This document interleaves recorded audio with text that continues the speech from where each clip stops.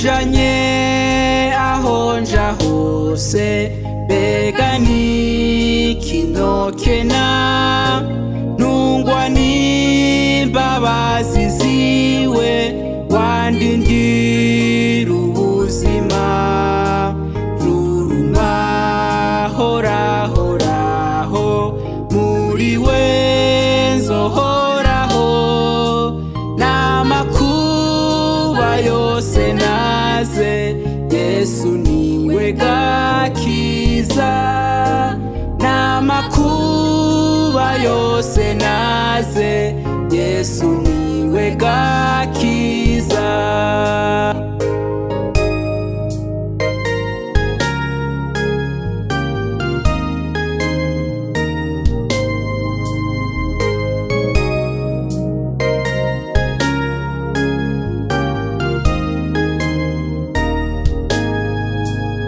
Tujanye ahonja hose mukiza mfise umuco n'ubuntu mu vyago vyose y'umutima uhoraho n'urugendo rwoba ndanse n'umutima ukaruha we niwe rutare rwanje niwe mazi ahoraho we niwe rutare rwanje niwe mazi ahoraho.